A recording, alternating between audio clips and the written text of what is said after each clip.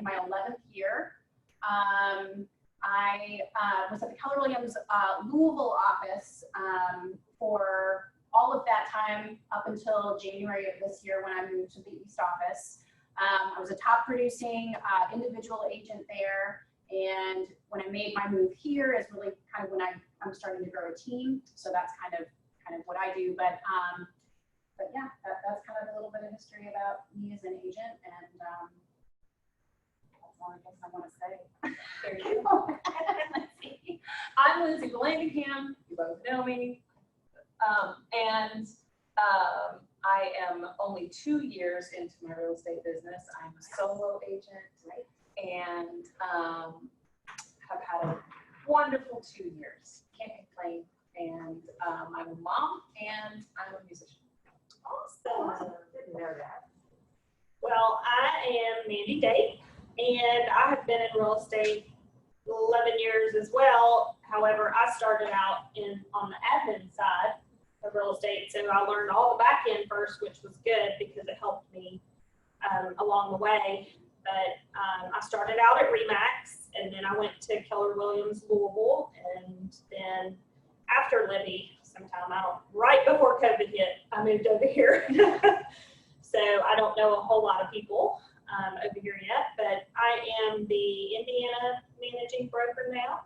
So that's and I'm a grandmother, so I have grown kids and 3 grandbabies. Awesome. Alex has joined us. Hi, Alex. Hi, Alex. Wait! Oh, we can't hear her. We can't hear her and we can't see her. We're glad you're here. All right. So we're talking about multiple offer situations, both from the angle of presenting and representing a buyer and from representing a seller in multiple offer situations.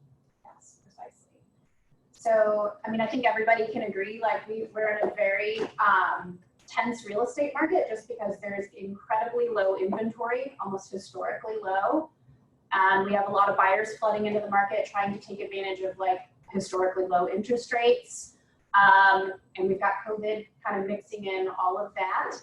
And so it's a very interesting and unique real estate market.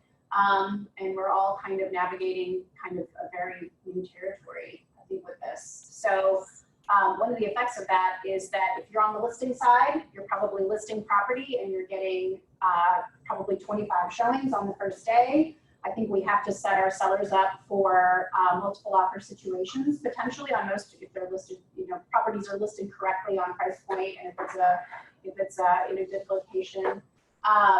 And so I think we have to discuss a little bit about how we prep sellers or prep the listing so that the first buyer that walks through the door doesn't write a full price offer and give you an hour to respond to it. Right. So make sure to maximize price for the seller, but also from the buyer perspective, what the strategy is, not only to write the best potential offer on that property, but in communicating with the listing agent, finding out what it is the seller needs and trying to make sure that you can get as much for that buyer as you possibly can, even despite the competition that exists. So, Yes. yeah. And then appraisal, we're going to hit on appraisal also and how that plays into multiple offer situations and might create an issue with your deal, and how to prep sellers for that potential, and how to talk about maybe with buyers, maybe ethical real estate when it comes to not overbidding to the point where you're putting your client in a really dangerous position. So, yeah. I can kind of tell you a story about that one. I wrote an offer over the weekend, and it was a little house in Indiana. It was listed for $112,500, and they had multiple offers. There were 8 offers on the table, and the agent called me, and we were trying. I always call the agent, and I'm like, "What does your seller need? How can I best help my buyer get to the closing table with this house?" And they can only tell you so much because they have the confidentiality with the seller. But I get as much information about that as possible. Well, we knew that the house was not going to appraise for much over what the house was listed for. So then you run into, okay, what do? Because you don't want your buyer to write too high of an offer. And the listing agent told me that he had an offer on the table. Of course, they asked for the moon afterwards, but they wrote an offer for $145,000. Mhm. That's putting their buyer in jeopardy. I mean, but anyway, so I just thought I would share that story. So you're gonna have some crazy situations with multiple offers, so you have to get all the knowledge that you can to make sure that you present. Did he do that just so that he would be the offer that was accepted? Right, that's what a lot of Knowing people that it do. wasn't They know that it's growing. not gonna appraise for Right. that, but they want to win the bid. So then it comes down to, well, the seller's probably not gonna reduce their price all the way back down to 112. So then you have a deal that's gonna fall apart. And then what happens if, with, let's say, 2 to 3 years from now, we revert back to a buyer's market, and that, let's say it does appraise, let's pretend it does Right. appraise. And that buyer just bought that house $30,000 above what was probably high end of market value at that time. And then they get in a situation where they've got to sell in 2 to 3 years. They're gonna lose their butt. Yeah, and what if the market shifts in that period of time? Then what? That agent gets a phone call and they say, hey, we need to list our house, and they run comps and realize they couldn't sell this house for 112. Right. And now you put your buyer in you put your potential client in a very unfortunate situation. Hi, how are you? So I think that running comps reasonably and looking at appreciation for a particular neighborhood and what we anticipate appreciation to be from what it was historically. But again, we also don't control market shifts. So one of the conversations I have to have with my client is if we're going to put an offer in above list price, and we already know it's listed top end of the market, we have to kind of, navigate and figure out really what is reasonable. And at the end of the day, what I tell my clients is you may not win the bid, but the person who does has probably put themselves in a very financially precarious situation. Exactly, and I had the exact same conversation with a buyer.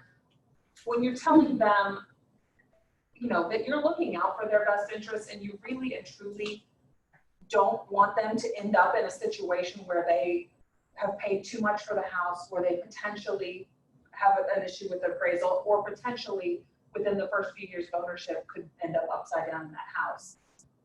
Typically, when you explain that to your buyer, that's what they want to. Yeah. They want the house, but they don't want the house enough to lead to financial insolvency for their family. You know what I mean? They don't. They want you to help them make a smart decision. And so sometimes you have to prep your buyer for, we're going to make the best offer that we can and that's feasible for the market today. And if you don't get the house, then this was not the situation that you wanted it to be. Yeah, Yeah. just Don't get emotionally attached. There will be other listings. there will, and there will be other Yeah. opportunities where you don't have to put yourself at risk, because ultimately we want our clients to become homeowners because it's a good financial decision for them, because they're going to eventually make money off of this. And so if we're starting them out of the gate Right. upside down, then we haven't done our job as a fiduciary for that client. You know what I mean? Yeah. There's a lot more houses sometimes. Yeah. Yes. Well, and that's the other thing. I mean, I think when you're working with buyers who have already lost, 5, Right. 6 deals in a multiple offer They're- situation, yeah. they're at a point where they're ready, they're just throwing their hands in the air and they're almost ready to just give up. And I think that, so I think sometimes, agents, when they know that they're at a risk of the buyer, like taking a step back from the market, might cross a line that maybe shouldn't be crossed. I don't know. But sometimes when I go back and look at homes that sold on the MLS that my buyer made a bid on, and I see what it actually sold for, like my mind is just blown Right. that an agent was writing an offer like that on a buyer's property. So I guess one of the things we should talk about though is that when you're crafting an offer, beyond just price, what other terms could we potentially give the seller to make it a win-win for both the buyer and the seller? Now, I think we can all agree, unfortunately, price is really kind of like the guiding factor for most sellers, right? But maybe it's not always, right? So there might be other things you could do to sweeten your deal that might be attractive to a seller in other ways. And guess what? You're not gonna know what those things are unless you reach out I was to just gonna say that. the listing agent. Hey, It's what the hell was it? amazing. I always reach out to the agent. I'm like, give me the goods, right? Yeah, what do Tell they me need? what What's they the want. closing period they need? Yeah. Do they need possession post-closing? You know, does your buyer really need a warranty? Like sometimes I'll agree to kick in half the warranty as Right. a closing gift for my client to try to make a deal work. So Right. there's other Well, the ways. agent appreciates Yeah. that, I think. Oh, totally. Plus you give yourself just a leg up because you create a rapport with that Right. person. And And you've heard agents say like, oh, they scheduled a show or made an offer without even communicating with me. And you're like, I just got one under contract. It was not a multiple offer situation, but it could have been, you know. But the seller needed 45 days to move. They were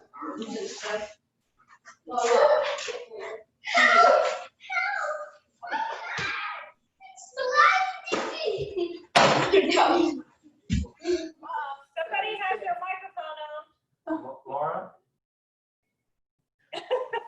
I just muted her, but I think she went away. It's Amy. I'm keeping an eye on chat and everything. I don't know what happened. Hopefully everybody's okay. we all get it. Anyway, the sellers were an elderly couple that was moving out of town and they needed 45 days. It just so happened, it was kind of crazy because they had a doctor's appointment at a certain date and they didn't want to leave Louisville until they had completed that appointment. And so my buyer didn't have a time frame really. He was okay. You know, he could have closed in 2 weeks, but he allowed them that 45 days to get the deal done. So it worked out. And I think that in light of this pandemic, there are even more opportunities to inch your offer over and above others just through communication. Having a conversation, you know, because we are facing things like job loss. Ask your clients, ask your buyer, if you can share with the seller what their employment is and how secure you feel like their employment is. Because accepting an offer that's $5,000 more than another offer, but you have no idea, you know, if 45 days from now they're still going to be employed. You know, a lot of sellers would be willing to take less money for A better financial. a reassurance that, you know, that it's a safer bet, so to speak. Well, and I think on that note too, especially if you know you're wading into a multiple offer situation, you know, I usually encourage my clients to write a brief letter to the seller, just kind of talking a little bit about who they are as people and attaching a photo, because sometimes just looking at a piece of paper with a buyer's name on it, you're not really attaching that to like a person, but you really personalize your offer by doing that. And it's a great opportunity for them to also maybe talk about in that letter, you know, the solidity of their employment. Maybe, you know, here's what we do, and, you know, our employment's very solid and we're very, you This is know, why we wanna live financially in this. ready, willing, and able. Yeah. So these are also like little touches that you can add. I think that's such a love part. I had buyers who entered into multiple offer situations a couple of times and were unsuccessful. They had an FHA loan, and in multiple offer situations, the listing agent may be telling the sellers that that's not as strong of a loan as this other loan. For example, it dawned on me after about the second time that they were seeing that FHA loan and potentially downplaying that to the seller. And I wanted that listing agent to know the third time we made an offer that my folks have an FHA loan because they moved here from Great Britain and their credit didn't transfer. So they literally Have no credit. they literally have no credit. So the lender is building a credit profile for them, but had to do that through FHA. They both had fantastic jobs and they both had great credit in the UK, but it was just a situation of having immigrated here and that didn't transfer for them. And so just being able to put that on paper rather than a situation where, you know, maybe They thought they we're were scraping together enough Yeah. credit to try and make this happen, or they don't have a huge down payment, or, you know, all of those things weren't the case for these clients. It was just FHA because that credit didn't transfer. And so finally on the third time when we made that clear, then we were essentially felt as equals with the conventional loan offers. Did you get it? Yes. all about communication. All about communication. And again, you want to have your buyer's permission to be able to say all of these things on their behalf. There may be things that they don't want shared. But, you know, if you have their permission, there are some things, some personal information you can provide that can help them. I agree. Do you guys have any special situations or interesting situations that you have questions about?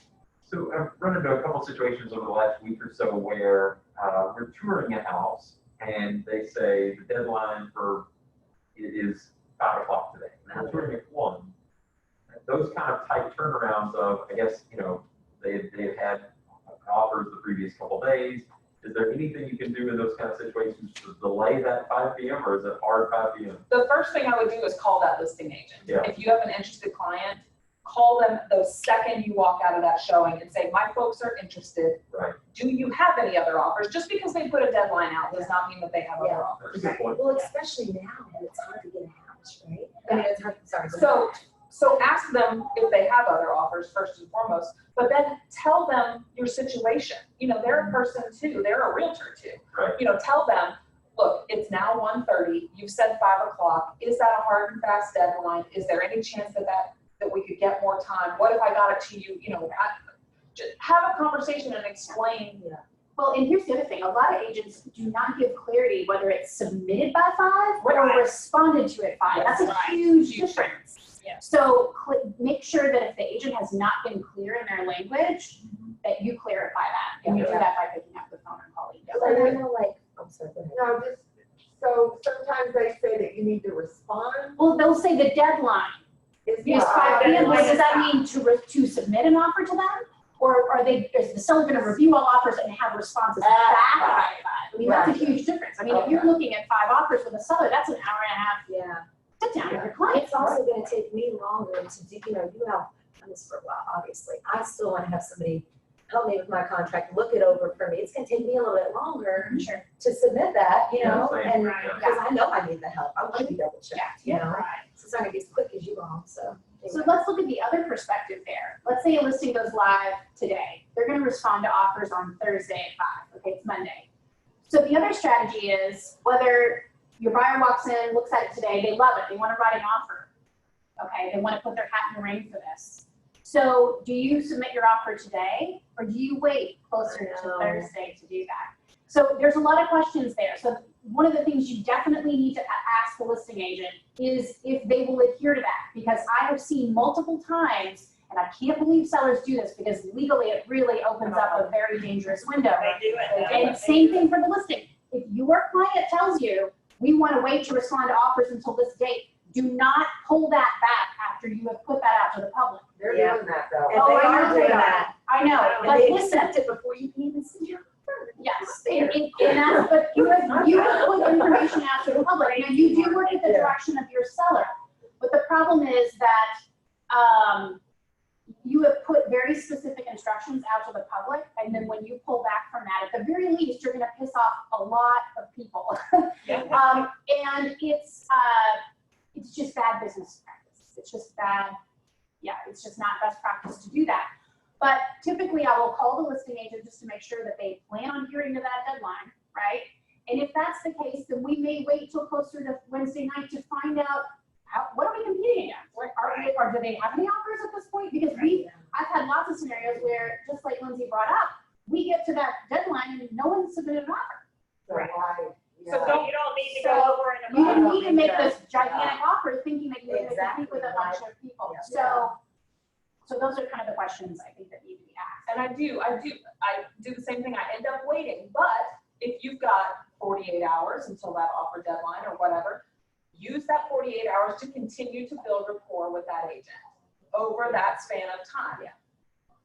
Like, you will all be annoyed when this is your listing, because I will call you every day of that offer period and I will check in and I will make fun of myself for doing that because, you know, you're trying to keep it light. You're not trying to be annoying, but you're just touching base. Like, hey, you know, are you still adhering to your offer deadline? Is it still tomorrow at 5 o'clock?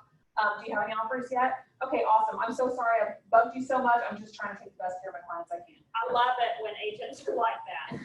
I was talking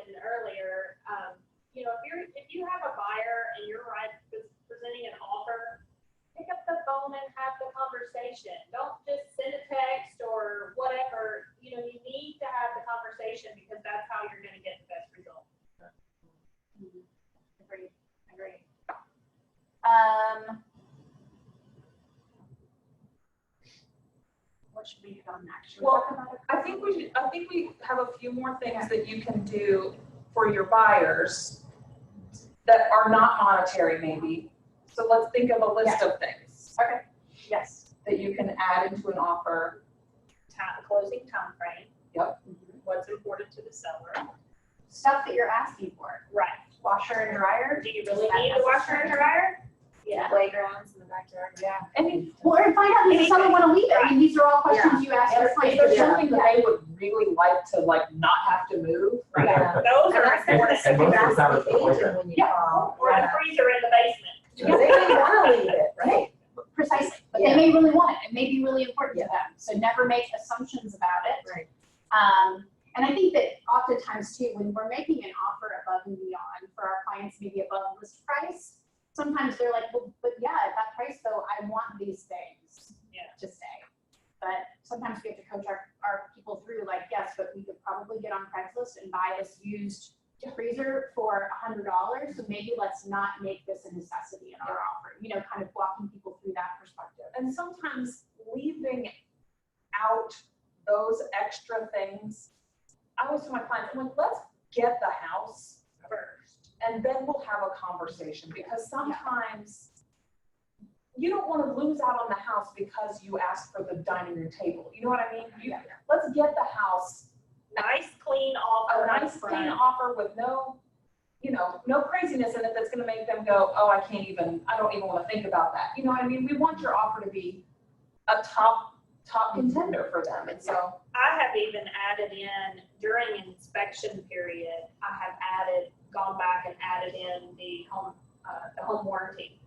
You can go back and add that in. Let's say they inspected the HVAC and it just wasn't up to par, like your buyer thought. Write that in the repair request. So that's something that you can think about. Yeah, don't do it Or a upfront with second the year. offer. You can Right. also ask for a second year during the Right. request phase. Do it in the inspection period. After you have the house. Absolutely. What do you all do? How do you handle closing costs? Do you always offer half, or does it just depend on the offer, or? Or what the buyer really truly needs.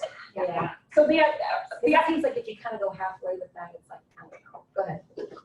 asking It is more seller to attractive. pay for your closing costs is mortgaging your closing costs, right? Yeah. That is Yeah. mortgaging the closing costs, because if the seller is gonna accept 200, and you're saying 205 in the closing cost, it's the same for the seller, so you're essentially mortgaging your closing costs.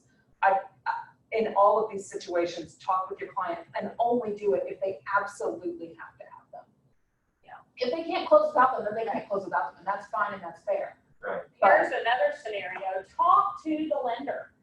Yeah. Because a lot of times, if you're in a multiple offer situation, you can't ask for closing costs.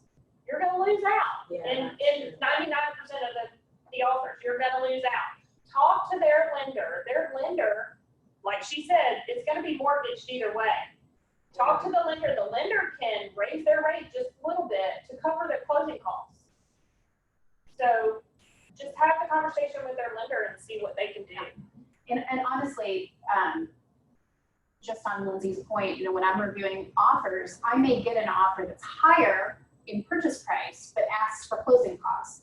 But that puts my seller client in an appraisal, more higher liability on appraisal. So even though those two offers, one that asked for closing and one that didn't, that net my seller the same, we're always gonna go with the one that didn't ask for the closing costs. Just because it reduces liability. Yeah. That it won't appraise. So always find out. Now, we all work with clients that have to have them. They've saved up enough money for their down payment, but they do not have the money for closing, right? So we work with those kinds of people all the time. That's pretty common for first-time home buyers. I think we can all agree with that. So finding out again, exactly how much money they need. We don't want to ask for $4,500 if they only need $3,500, or vice versa. So don't pull a number out of the sky. Talk with their lender. Find out what it is exactly that they need.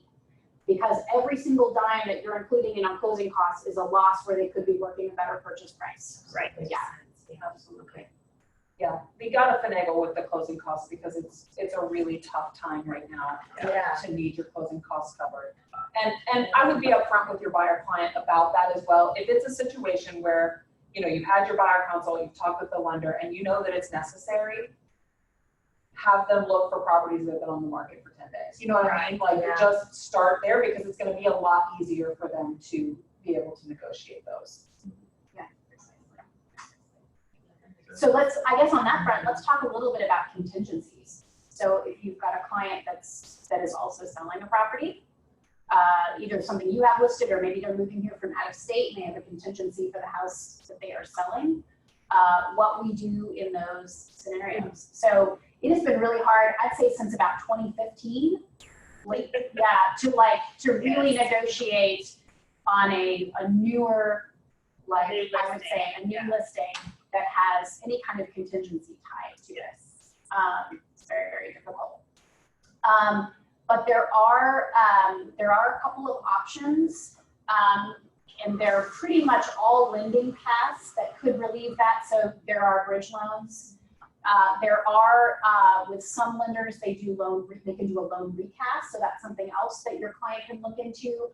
Or there is an option, I know this is specific to Republic Bank, but there's something called a contingency relief loan. And it acts pretty much like a conventional loan, but it serves the same function as a bridge loan, but with much less overhead cost. Are they back at normal for that? Because they had, I can't remember when COVID hit, they lost some of that program. So it They're still wasn't doing as it. I had a attractive. client locking in, we wrote an offer for a client last week. that Okay, had so maybe that. they're back up. But what I think that they just want to see that the client has a little bit more equity. Of course, so they're more risk averse now, but not. That's what I was thinking. It was Massive like margin. 80% loan to value and Maybe then they it's took it, 75 yeah, now. they took it down. I don't know, they may be back up. I haven't inquired about So it. for those of you all, just very briefly, so a bridge loan is basically where a lender will basically buy both properties and you pay an interest-only payment. And when you finally sell your house, your first house, then you have to refinance, or basically do a refinance. You have to take out a whole new loan at the tail end, so you have a whole second set of closing costs. It's very expensive to do it. Now, bridge loans serve a great purpose, obviously, for people who need to use that kind of product. The difference, I think, briefly in the contingency loan is that everything kind of gets folded in. You make an interest-only payment, but then they recast it on the backside rather than doing perpetuating a whole new loan at the back end. So it's much less cost overhead.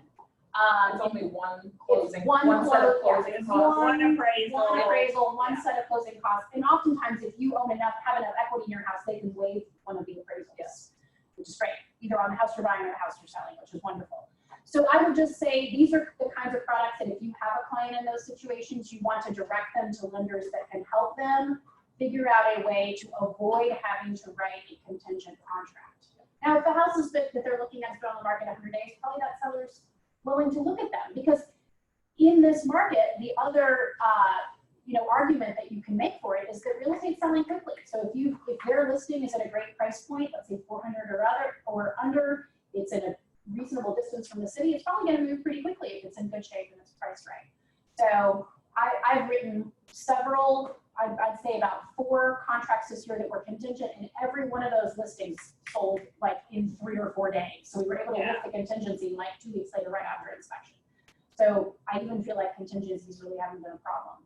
That second method that you just mentioned, that doesn't require the extra closing Yes. costs, what was that called again? It's called contingency relief. Yeah, Republic Bank, yeah. Republic Banks, though. So It gives you they give you 12 months, 1 year to Okay. get that first house sold, Okay. which in this market is Yeah, imagine. totally doable. Yeah. And a lot of times, the lender that I work with at Republic on this package,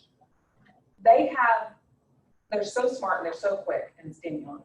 Yeah, Yeah, oh yeah, yeah. that's nice. Yeah. Daniel, he's amazing. If you, so let's say you write an offer and you don't have to be contingent because you have this contingency relief loan from Republic Bank. You write an offer, it gets accepted, you list their house and it sells in a day. And then they get through inspections. And then we're kind of all on the same 30 to 45 day timeline. Daniel can flip that loan and remove that contingency relief altogether within, But you have that security there. you have that security, you know that you're covered.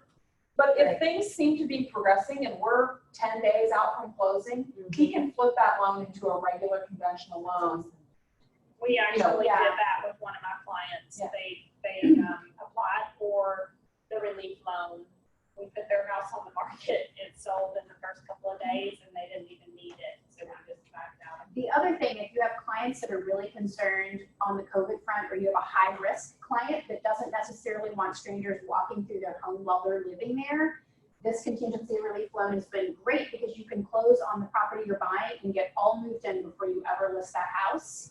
And it, you know, so you're probably, if assuming that their listing will sell relatively quickly, you're only Like looking that. at a window of maybe like 30 to 35, maybe 40 days at most, that they're in that interim period on that paying the interest only payment. So that's been another thing, because I have a high-risk client where they have a 2-year-old son that has a very severe heart defect, and COVID could be very serious, and they need to move, but they just can't let people walk through their home. So this has been the perfect solution for them on that. So they can, so you can show a vacant house and they Yeah. can Yeah. keep going from there. And they can be moved in and settled in their new home. It works for them.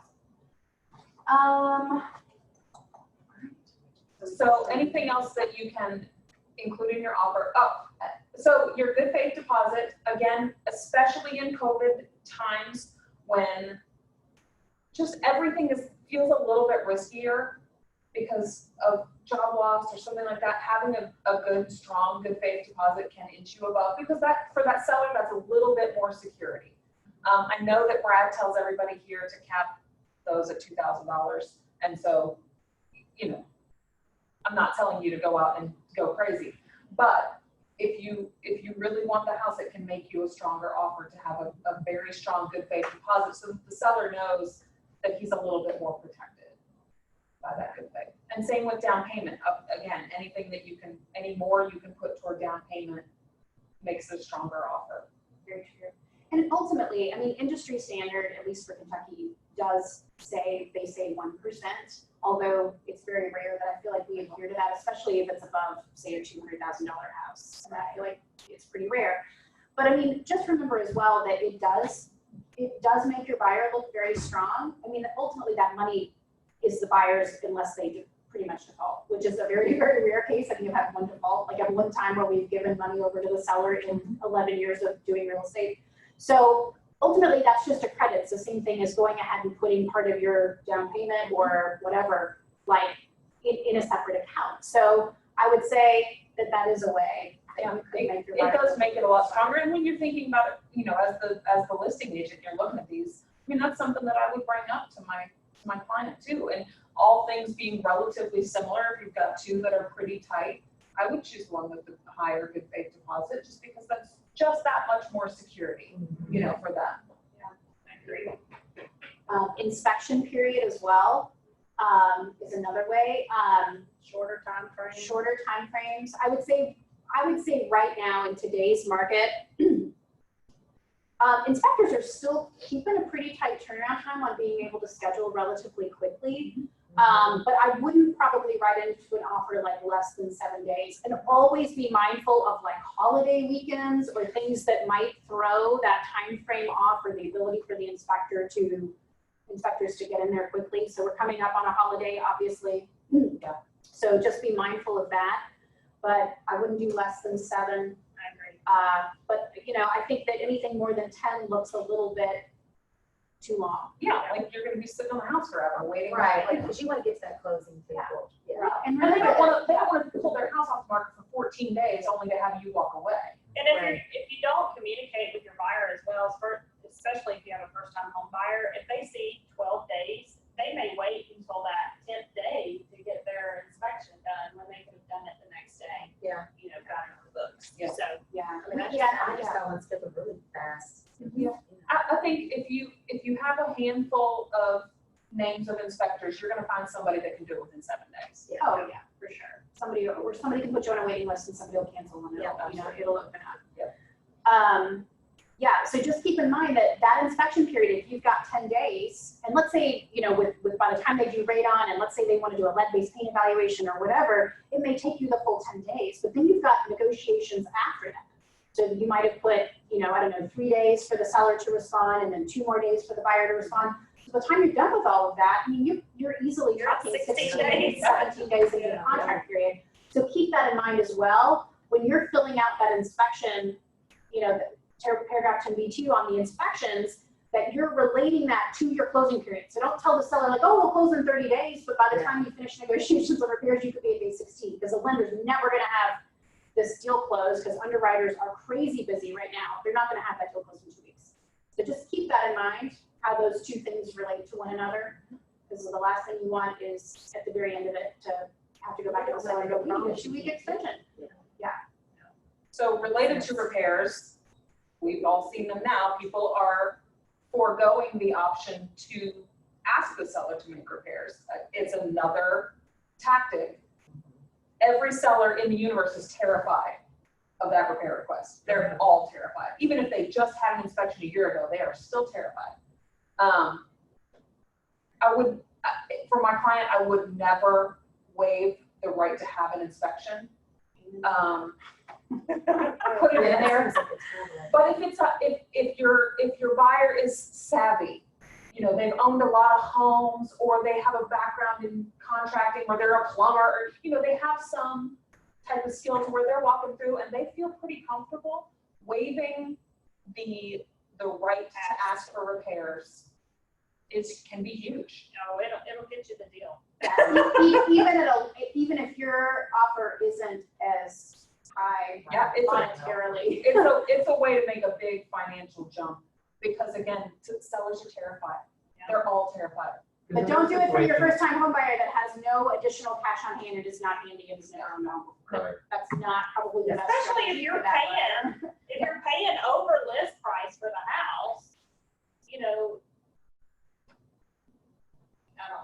I Yeah, guess. you kind of feel like you should be able to ask for reasonable repairs. Yeah. Right. I have a question with regards to that. So when you do that, are you putting in your contract that, I mean, it's still contingent upon the inspection? You're waiving your rights to, or waiving the repair request, but you want your buyer to be able to walk if some crazy thing pops up. So in that case, I've been told that in this inspections paragraph, it basically reads it can be any professional, right? You don't have to specifically put it in there that it has to be a home inspector. It just has to be a professional that comes out there. Is that correct? Because I've gotten both.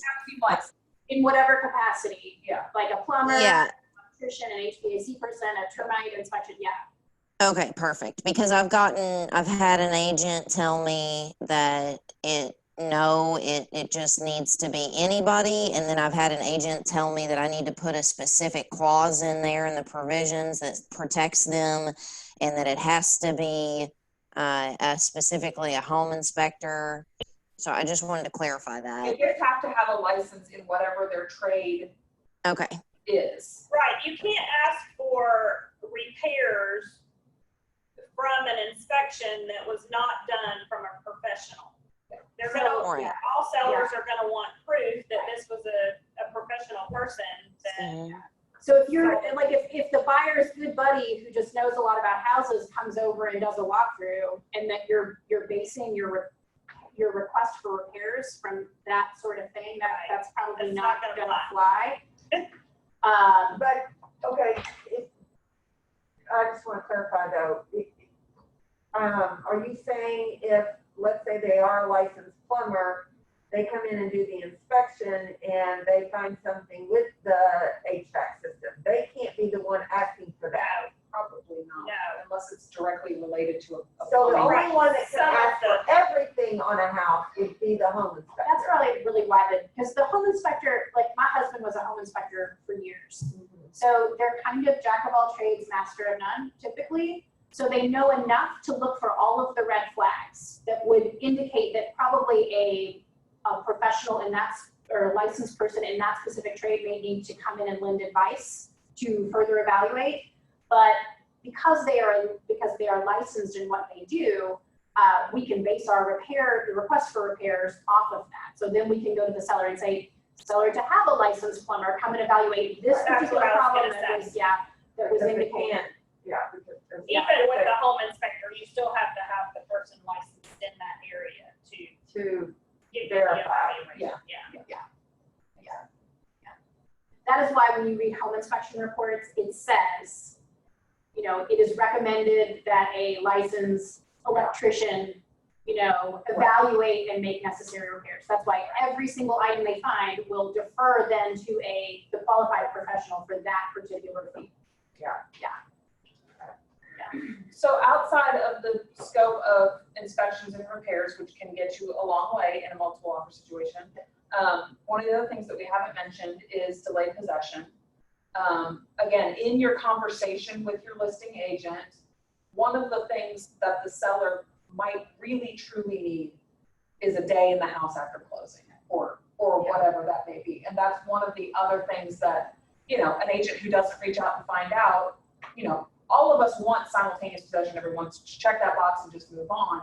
But if you know, the seller has some specific, you know, reason, like it's hard to move from one house to another and close on the same day. We see this happen all the time. It stinks. It's So really hard. If a day in the house to move after they close would mean the world to them, then that can, you know, that can do a lot for your offer too. I agree. And I again, would- you're just showing care too. Sure. That's, you know. I would highly recommend though, that if the seller is going to spend more than 48 hours in the house, that there be some kind of delay. I mean, really, there should be There should be, always, delay. but especially if there is any, like more than 48 hours. I've made offers for buyers before and had a seller come back and go, we want 14 days in the house. You know, which is basically at that point, you're at a rent back. You're ready. So yeah, it's like, okay, well, we need a per diem, we need to have an agreement in place, the seller needs to the seller of the home needs to maintain their homeowner's insurance policy through that period of time. We need to clarify if there is a claim, under whose insurance this is gonna fall. I mean, there's a whole lot of legal things, and we have documents within this office, or Erie Borders has a great copy of a delayed possession agreement. Just be sure that you put that out there. And really, I think it would be good business practice if there's any kind of delayed possession that, Get it. To have things in writing, Right. so that that's, because God forbid, what happens if, you know, you close at 9 a.m. and 10 o'clock that night, the house burns down while the seller is, you know, seller left the burner on the stove and burned the house down. who's liable, who's responsible, having that all detailed out in writing. And you can, when you're, you know, you're in the crazy, in the moment offer, you know, put the delayed possession into the offer, and then after you get it under contract, work out this agreement, because you're still gonna have some number of days. You know, that's not something you have to be panicked, freaking out about while you're trying to write the offer. If they want a day, give them a day, and then after you get it under contract, get the documents in place so that everything's signed and taken care of for closing. And the seller, I mean, this is to the seller's benefit too. It's not like they're going to see that as an adverse thing. But it'll just look more professional. It'll make sure that they understand what their obligations are, what the buyer's obligations are. You just, That way there's no questions, there's no issues, and more than likely, you won't need to use it, but it's there to fall back on if you try. and it deflects legal liability off the agent also, which is huge. Because if there is a problem, guess who's gonna be at fault? They're gonna be calling you.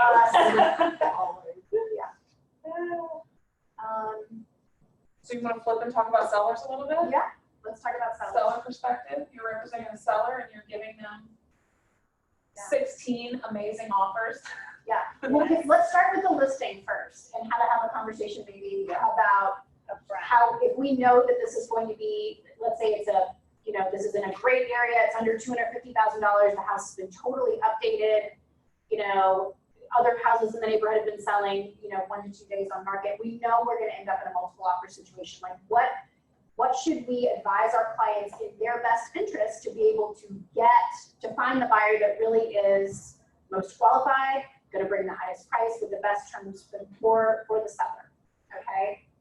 So I think we have a discussion with them about delaying review. Yep. Well, to be clear, we have a legal obligation as agents, we need to be very clear about this. We have a legal obligation as agents to immediately get copies of any contracts received to our clients. Yes. And we have to confirm that with the buyer's agent. Thank you for your offer. We'll be reviewing at 5 p.m. today, but I have forwarded your offer to my seller client. So you have to confirm that that offer went from your email to your client's email, okay? So just be clear about that. Let's see, but I guess I got off track a little bit, but the point being that we delay review of offers until a specific time.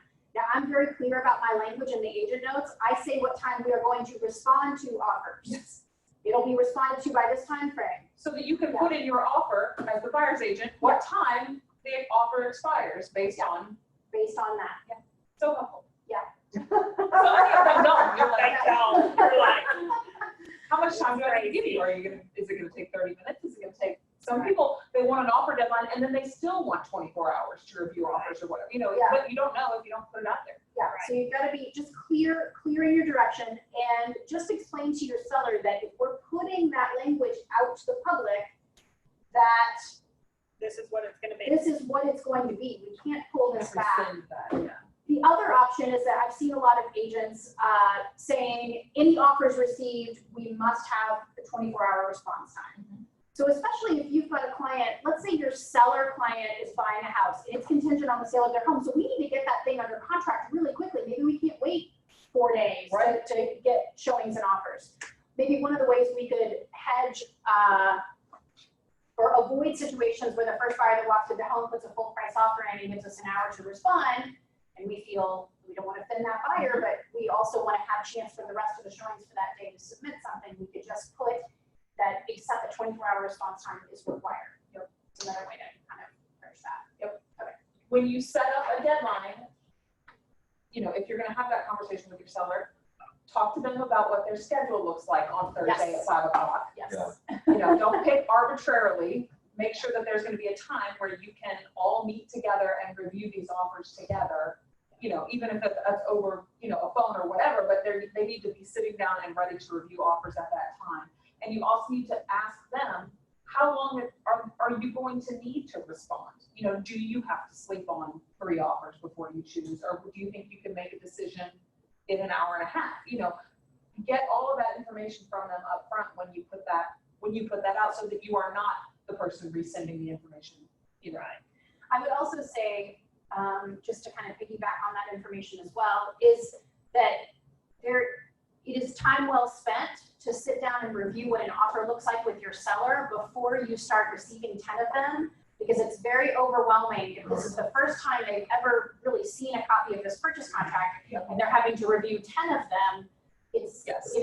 so it kind of helps us if we've already familiarized them with the contract and what the contract says, we can kind of highlight those points as we go through them. And I guess, Lindsay, why don't you, That's this is a great time to talk about this, because that's a great idea. That blank purchase agreement is part of my listing packet. I just put a blank one in there. And I joke with every single person and say, I'm putting this in here. And we talk through each paragraph real quickly. But I say, I want you to have a paper version of this because inevitably it's 10 o'clock at night when you're getting a copy of a contract and you don't know what you're reading and you're reading it on your iPad or whatever. I want that to not be the first time that you see what our contract looks like. So I'm providing you with a blank one. And if at any time, you take it, you read over every single word in here between now and when we list your house so that you know exactly what you're agreeing to. So this is a template that I use for myself, and it's an Excel document, and I sent it to Amy so that she can send it out to everybody. It's just an easy way to take all of those 7-page documents and put them into a form that can help people make a decision, because there are so many elements that are outside of the finances, and there are so many elements within the finances that make things different. And so ultimately, many sellers just want to know what's my bottom line, what am I walking away with? And maybe you've presented a seller net sheet, hopefully at the listing presentation to give them an idea of what their bottom line is going to look like. But this is essentially a seller net sheet for each offer. And it's a template, and you just plug in the offer and it formulates itself. So because there are so many different scenarios, you may have, the buyer that needs different numbers of closing costs. I'm sorry, it's so tiny. I try to get it on the one page. Different amounts of closing costs. You may have different timelines, and timelines affect the financials when it comes to your property taxes, for example. A 30-day closing is going to be one less month of those property taxes that they're going to be liable for. So all of those things, do ultimately play into their bottom line. If you have a listing with variable rate commission and you're representing one of the buyers, that variable rate commission is gonna play into what their bottom line looks like. There's all these different factors that play into, you know, what is final. I don't necessarily show every single category. I have them roll up into seller closing costs. I have buyer closing costs and seller closing costs. I don't like to put my commission out there every single time to remind them of what it is for every single one. So I hide those, I have them in there for myself, and then I hide those columns before I share it with them. Just something that you can think about, but, yeah, so this is just a resource for you to put everything into, trying to be as apples to apples as you possibly can. Great. And I think it's helpful, so that's all. I just, you can have. No, this is a great way to have a kind of highlight each one of the points. Yeah. And you can, you know, then you can have a conversation with your seller, you know, if they're looking at that bold column that says net, obviously, They're gonna go with that. they're gonna go, you know, and if you know that there's a reason that that one's not good, then you bring that up and have that conversation about why the one that's second highest is better. But at least, you know, it can hone in your conversation, especially if you're dealing with, you know, once you get to 3 or 4 or 5 or 6 or whatever, then you've got so much on your plate that it's hard to keep it all straight, so. So if you have a seller that has an older house that you can see all these issues potentially with appraisals, you know, they may not want that FHA buyer that's gonna give them the most money because the appraisal's gonna pick them apart. So you have to think about all that stuff up front too. And so I do exactly what Libby said. I send them the offer as soon as we get it. But I have told them in advance, you know, if we end up with multiple offers, you're gonna get this. So I send them an offer, I call them, I say, hey, super exciting news. We got an offer on your house. I send it to your email. Remember, you know, Thursday at 5 is our deadline. So I'm just sending this to you, but when we get to that time, I'm gonna have a sheet for you that's gonna show how this compares and how all the offers line up and compare. So they have it, you have done your due diligence as far as sending them the offer. They can sit there, they can read it at their leisure, but they know that they're relying on you to show them what that offer really and truly means for them in the bottom line. You may have an incredibly savvy client who can do this on their own, but in my experience, They the like to vast see it. majority of people. Yeah. Hey, Lindsay and everyone. I just want to talk about what's in the chat. Yeah. So first, you're getting some love on that form. Alex and Marcia are saying thanks. And I just wanted to add too that you're also able to do this in command. So just FYI, this template Of course. is awesome. Yeah. And it's all kind of there for you. And when you input those offers, it would even feed into the compliance. So just keep this in mind that we are evolving with this type of template. There are You worked so hard. I worked so much. No, it's perfect. It's great because, you know, people aren't really diving into command as much as they could be. So this is a great bridge for them. So if this is something that you would like to learn, let me know. So Courtney has a question. She says, how are you figuring out how much exact seller's closing cost, property tax, and title fees are? Sure. And then Alex is asking if there's a formula on the net. There is a formula on the net, and it ties all this together. So the seller paid closing costs are traditionally your transfer tax, which is $1 per thousand. So that's the formula for the little box that says transfer tax is 0.001 times the purchase price. You have your commission, which you can input because you know what it is. So if you have a 6% listing, you can put in 0.6 or 0.06 times the purchase price.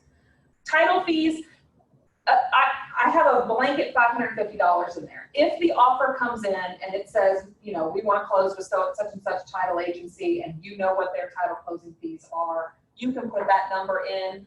But I have 550 in there because it seems like the last several that I've looked at, that's been about the number that I'm seeing on title. Property tax, you can pull the property tax for their home from the PVA. And you can put, so the way that this property tax formula works is it has the tax amount divided by 12 times the number of months that they are going to own the home. So if, you know, in this specific example in here, I have them paying 9 months worth of property taxes on the 30-day closing and 9.5 months worth of property tax on the 45-day closing. Does that make sense? So you just, all you go in and put in is the amount of their annual property tax, and then the formula divides it by 12, and then you put in how many months of the year they're gonna be in that home based on, you know, when the offers are coming in and how long they're until they close. And so all of those items are what roll up into that seller paid closing costs number. So you said tax amount divided by 12, and then what? And then I multiply that times the number of months that they're going to own the home. So right now, because it's August 17th, most of our homeowners are gonna own their homes until at least September 17th. You know, if we got an offer today, so that'd be 9.5 months of living and owning that home.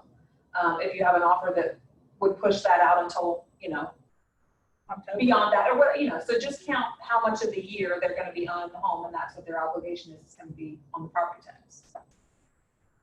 Okay. Now, you can also, just as a side note to that, you can let your clients know that if they're escrowing for their taxes and insurance, which if they're making a mortgage payment, they probably are, they're escrowing this with their mortgage payment. So they're not, so post-closing, they will be getting kind of a refund because they've been put in as a gap. Plus, they always leave padding. So there will be, you know, a little bit of a check coming back to them, but it is a debit to them on the closing statement. Yep. So when you don't want them to get that closing statement and go, wait a minute, this is $2,000 off from what you told me. Put it in there Yeah. and then tell them, hey, and as a bonus, if you have an escrow account set up, you're gonna get that money back in 30 to 60 days after closing. And there may be some home insurance, you know, depending on what their annual year looks like with their insurance provider. There may be some home insurance money coming back to them too. You know, if they bought the house in July and they sell it in the month of August, you know, they may have just made their home insurance payment for the whole year, because you pay insurance up front, you pay the taxes at the end. So you may have just paid your entire year of homeowner's insurance, and then you sell your house a month later, that insurance agent is gonna have to refund you, you know, a prorated amount for that year, so. Okay, so just to be clear, you're saying that if they've already paid their property taxes or home insurance or both in advance, then after closing, it'll get prorated and they'll get cut a check. Yeah, their escrow account will be wiped clean and they'll get that money back. Okay. It's a very nice little surprise, most people forget it's coming. Yeah, and the sellers love that. It's also a reason that sellers need to let their prior mortgage company know their new address, because there is very likely a check coming to that new address.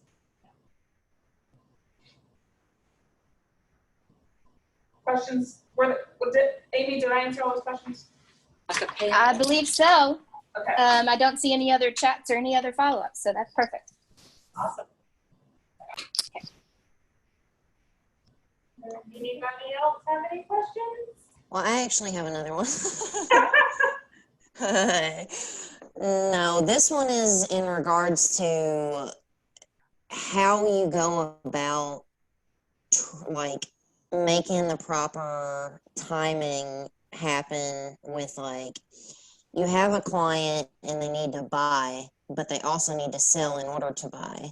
So you find the home they want to buy, you have everything ready to go live on the market to list their home.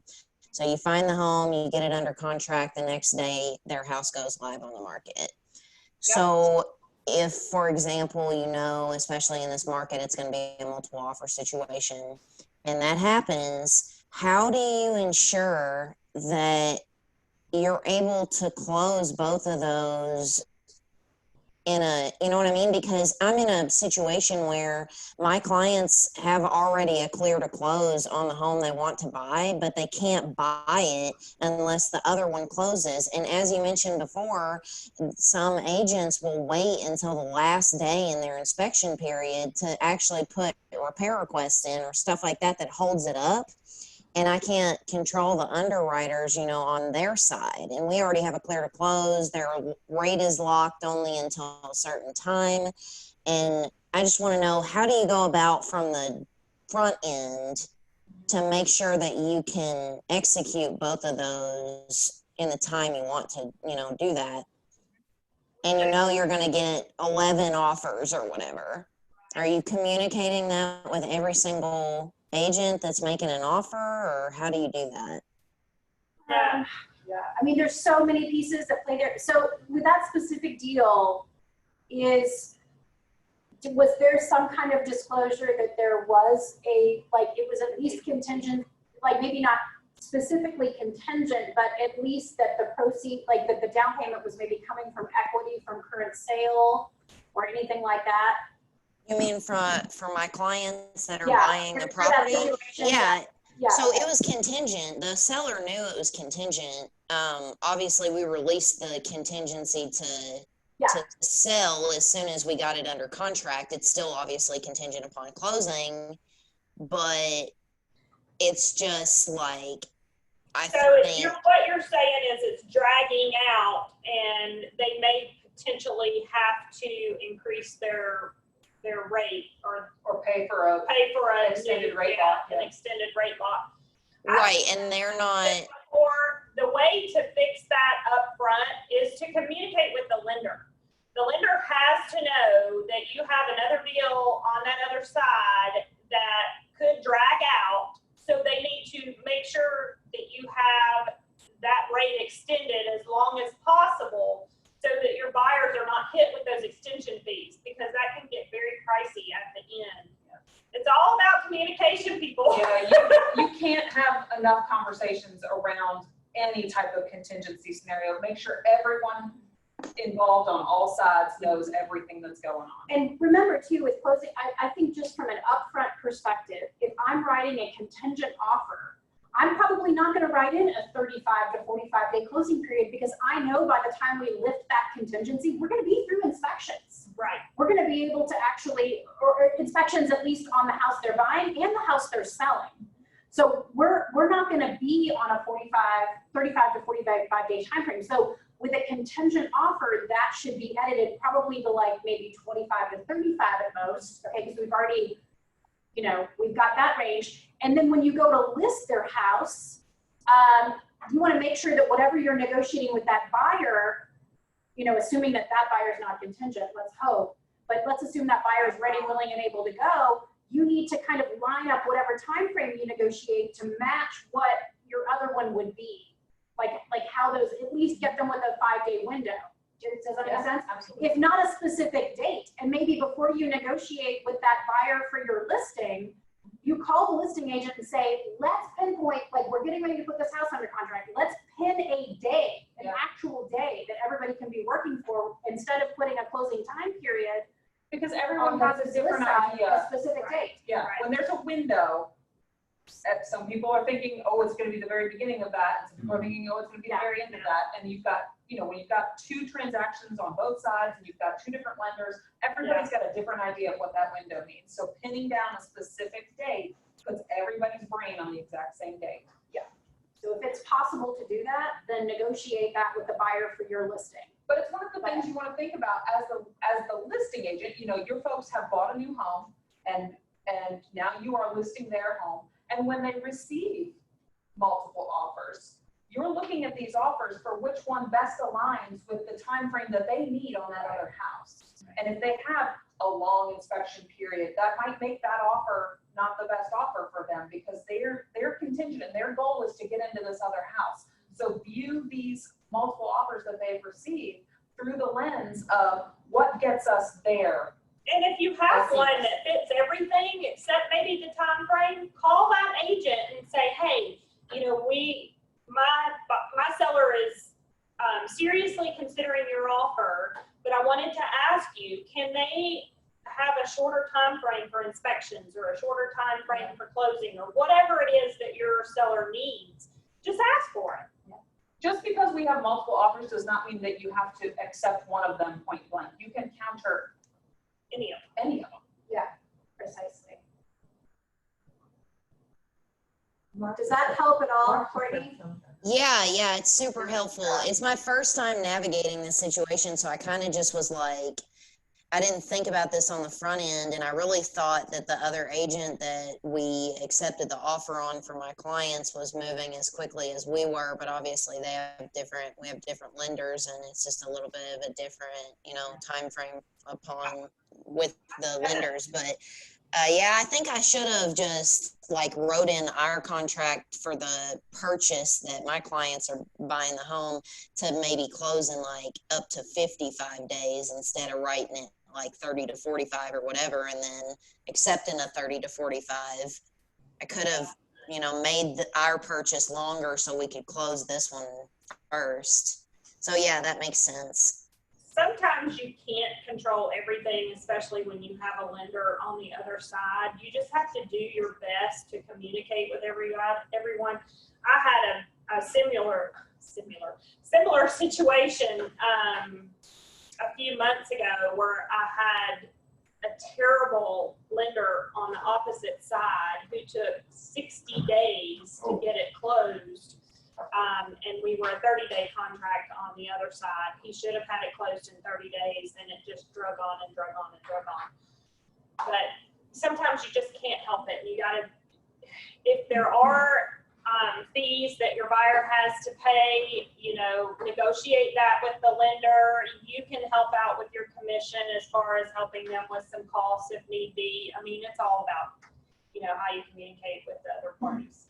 Exactly, and you don't have control over every single situation, and things happen, and, just reassuring your client that you're contacting these folks every single day, you're trying to get it updated, you're trying to, you're putting pressure on them to move as quickly as possible, and if there are, costs that become associated with the fact that it's taking too long, that you're really working on getting someone to cover those costs rather than your client, because. Yeah, and it's okay as well if you, I'm so sorry. Sorry about that. If you call the selling realtor and they say, these folks need this money by September 15th, let's say, can you put in your offer that we're going to close on September 15th, and any day over that, we're going to pay X amount? Yeah, Absolutely. Yeah. And how much do you pay? I guess it depends on the house, of course, but Yeah, is it whatever like their mortgage is, or. $50 a day or $75 a day? Or? I think that I do minimum. it depends on the pricing of the house. It depends on, there's a lot of factors I think that go into that, but I mean, if you really want to make it it depends on how, like, if you really want to make it a penalty, like, you need to make the number big. If it's $20 a day, they'll go, oh, that's fine, we'll go over it by a week, who cares? It's, it's $140. Gotta be serious. It's gotta be enough that it gets their attention, but maybe not so much that it scares them But away. it's like $250 a day that they think, oh, okay, this is, Right. okay. I know for delayed possession, I would always kind of rule of thumb if it was about $100 a day. Yeah. Because we wanted that's to what I- encourage them to get out, I to do, get yeah. in with utility use and whatnot. Marcia commented here too that she had learned to always put in a hard date. And I know that Harry Borders has come to our team meetings and talked about that rather than have that range, like years ago, it was in the buyer's favor, and then the contract changed and it became in the seller's favor. Right. But it just gives people a hard day to target. And rather than- remember, like, this is a great point, like a great time to remind people, if the parties can't agree on a closing date, it's It the goes last last day. day. So if it's a 50-day closing period and your seller client's really trying to close on day 35, like, they're gonna be really screwed if there's disagreement and it reverts to the last day. So just tell your client, make sure you're pointing that out to your seller when you're presenting an offer, and it's a time period versus in a specific date. And even if you're in a situation where it makes more sense, or you just have to put a range down, start having the conversation about what the exact date is immediately and with everyone. Yeah. So yes, we had to write a contract that says 30 to 45 because we haven't listed their house and we don't know when it's going to sell, or whatever the reason may be. But as soon as you get some idea of when that closing needs to be, get a date and start telling that date to everybody that will listen to you. And if you're not getting good communication with the agent on the other side, let's say that the agent on the other side represents the buyer, and you can't get good communication with them, it's okay to call their lender. Okay. You know, obviously the lender can't give you any like confidential information, but if you're like, look, not getting a whole lot of answers from the agent, just want to find out, does this date look reasonable? Can you all get this done by then? Are you getting different communication from your buyer on this? You know, they'll usually be, I mean, lenders want to put deals together. Yep. They want to make friends with agents, so they'll probably be happy to always go through the agent first, though, if you can, just as a courtesy. It kind of feels a little weird sometimes. I think as a listing agent when people circumvent me.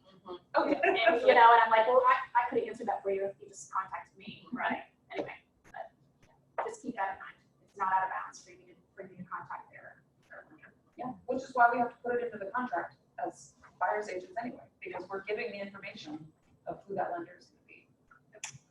In how fast houses are going currently, you get a buyer that's looking at a whole bunch of different houses.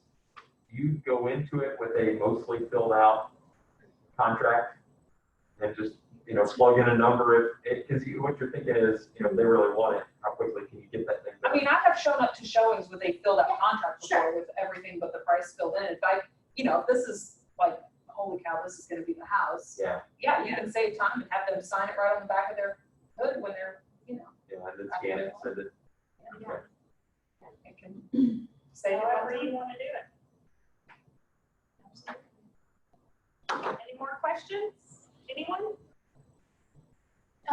I would just remind everyone, and I apologize if you already mentioned this, I heard the contingency relief option that you mentioned before, but remember that reverse contingency that Harry shared with us? Yes. And that's more in the benefit of the seller. Yeah. But if you want to stand out as the buyer, you could even recommend if someone doesn't realize that we have that option, say, hey, would your seller be interested in doing this if I were to agree to offer? Absolutely. Yeah, because I feel like that's a great way to stand out. Oh, can we touch on let's touch on escalation clauses.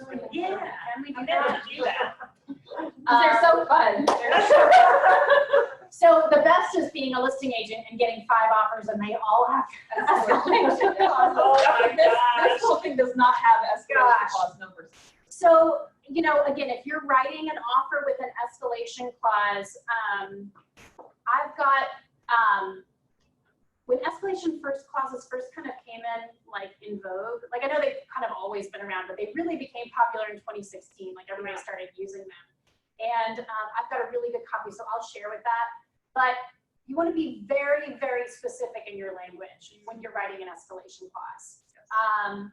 Because you could really get your clients in some trouble. And you got to realize too that I feel like from a list, like as somebody who lists a lot of property, and we've had a lot of multiple offers on these particular properties, especially this year, that an offer that a buyer that makes a mediocre offer, but then writes in an escalation clause is not as impressive to me as the buyer who just makes a good offer and doesn't try to like say, but in this particular situation, I would do this. Yeah.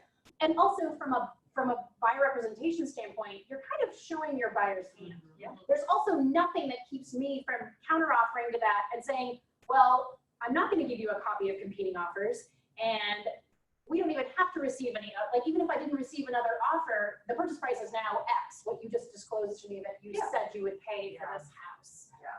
So I don't know, I have mixed feelings about escalation clauses and whether or not they're a good idea. I would say I wouldn't use it unless your client is really and truly willing to pay that top price, because 9.5 times out of 10, that's what they're gonna pay. Yeah. You know, That's precisely right.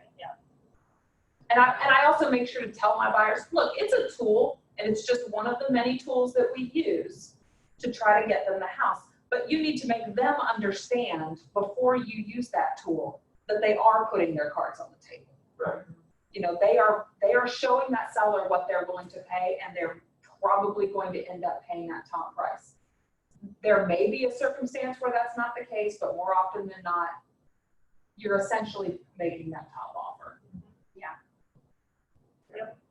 So if you're willing to pay that price, you might be able to just skip all those steps and offer that price. But every buyer's scared that they're like, you know, they're gonna show up and offer $10,000 more than the asking price when they could have gotten it for Right, and that's $6,000. the But isn't that what What you're you doing think with an escalation clause? Exactly. Yeah, Sorry. you're doing it anyway, Yeah. so why not just do it? Yeah.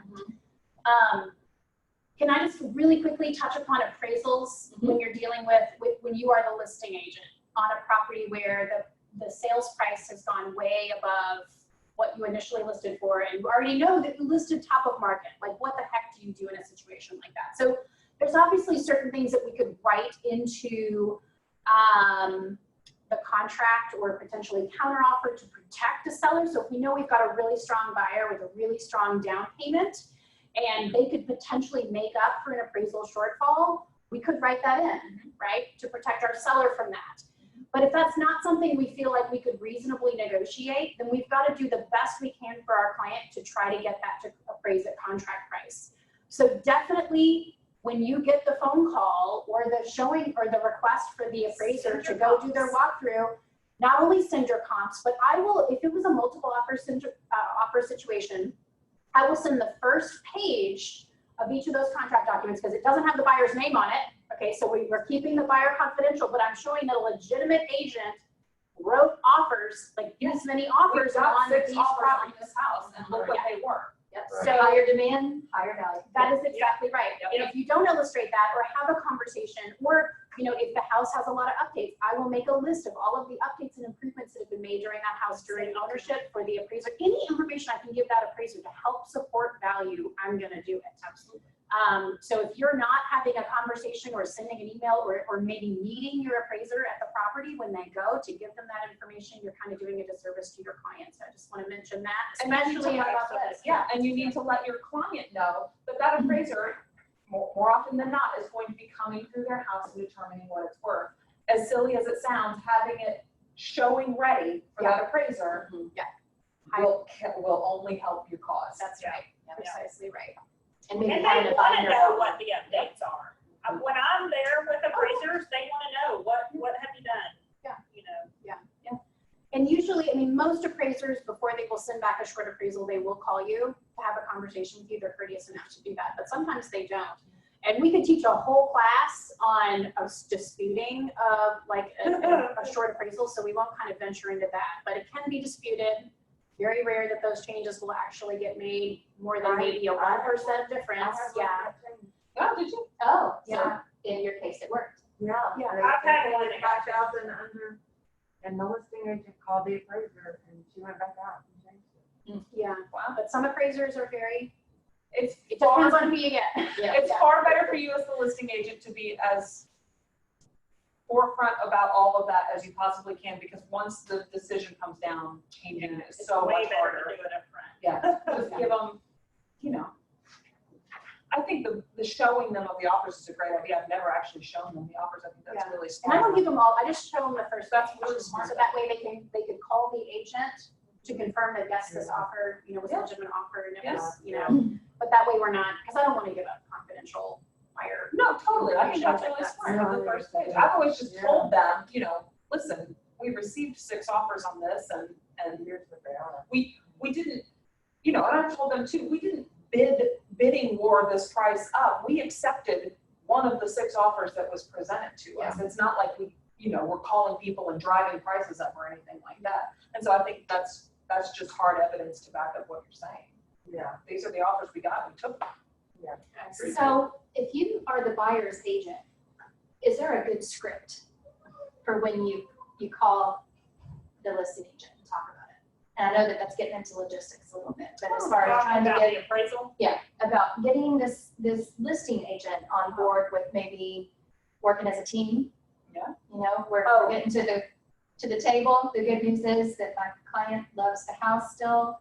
The not so good news is we have this here. As you as a listing agent, like what would motivate you to help compromise, or is it making sense? Well, I'm I not- think, Wait, yeah, You I mean think if there's we a all valuation? want, if there's a shortage, the I buyers, think we especially if all they don't want have the top money. price. Yeah. I think we all want the best price we can get. So, yeah, I say this like 500 times because I've had such poor communication lately. But it's all about just having a conversation, just letting them know. 9 times out of 10, they're gonna do the work to get the. Well, and you gotta, if you're the listing agent and that buyer's agent calls you and says, unfortunately, I just found out, appraisal came back and it's $5,000 short or whatever. I mean, the initial, they say their client still wants the house. My initial conversation is, where's the compromise, then? Because they could just walk away. That buyer could just, you're the listing agent, that buyer can just pack their bags and be gone over that. So you have interest and your seller has interest in trying to keep that together too. And you're gonna have to disclose to future buyers that the deal fell apart. Because of the appraisal. And you gotta make your sellers aware that because this appraisal came in $5,000 low, there's no guarantee that the next appraisal won't come in at that same amount. So this might be where you're at. Right. This might be the very best we can do. So again, at appraisal, we're 2-3 weeks into this contract usually. Does it make sense to find a compromise over that appraisal rather than going right back on the market? And in this conversation where you're presenting all these offers and there's one that's questionable, I bring it up to the seller right then and there. I can't guarantee you that this price is gonna appraise on this house.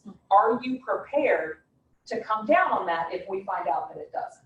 And set the stage right then and there with the seller that, you know, you're excited for them and I'm excited we got all this money, but, you know, Don't count your eggs. till they- don't count your, it's not. Set expectations. Yeah, exactly.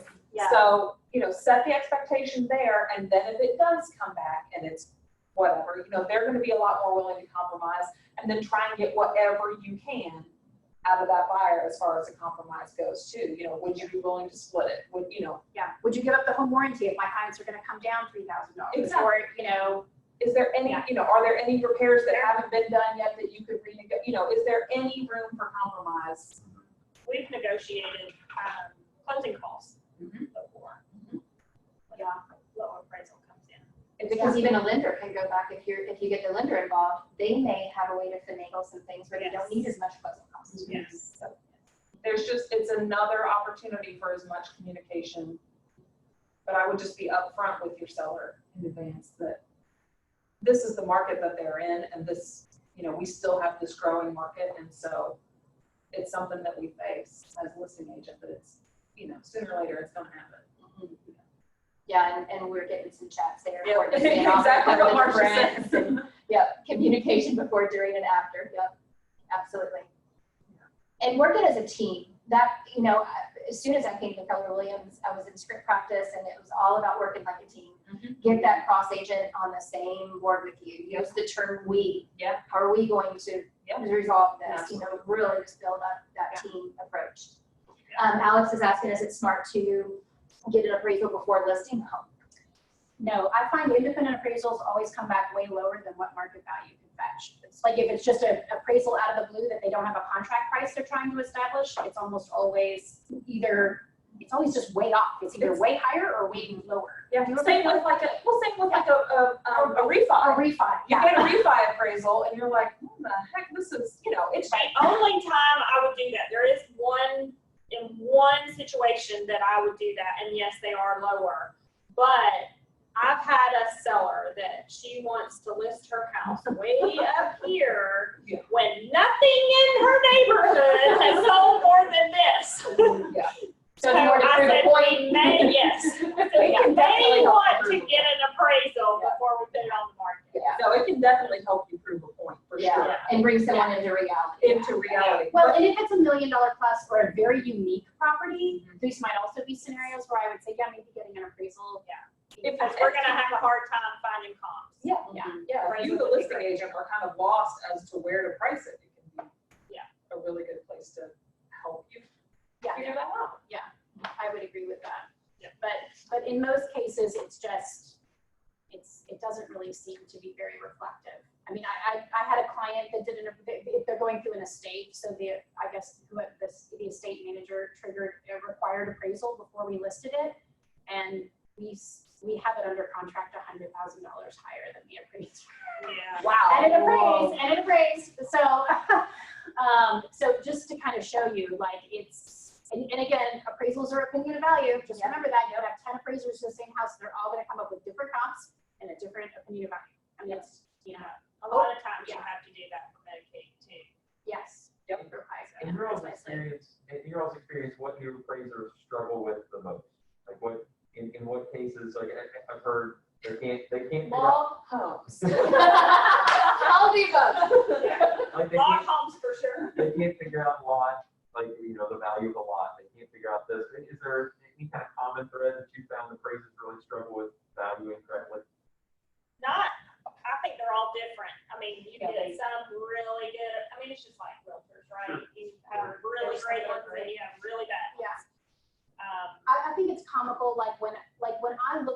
appraisals,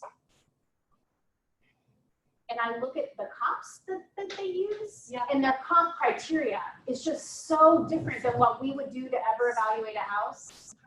It's just so bizarre, like, they're pulling comps from a mile and a half away, and you're like, why?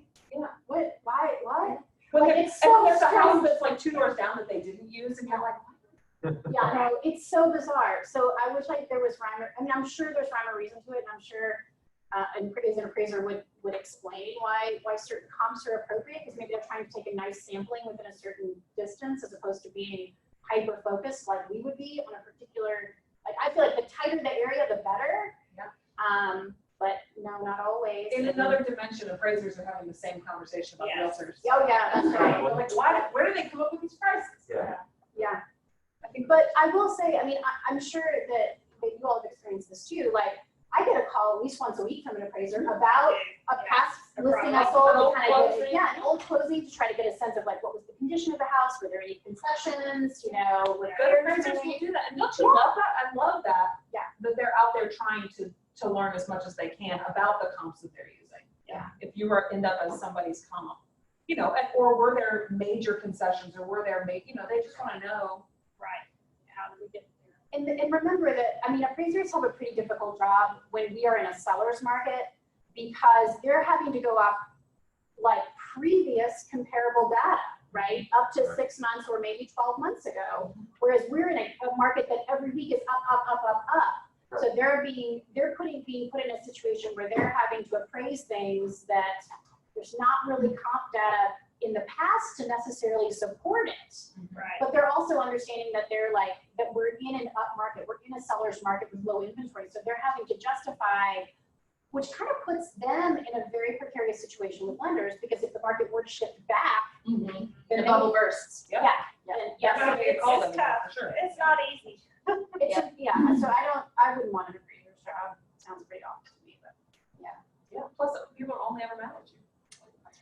That's like an inspector. Yeah, Yeah. they're only mad. You don't get it's a happy closing when you're the appraiser.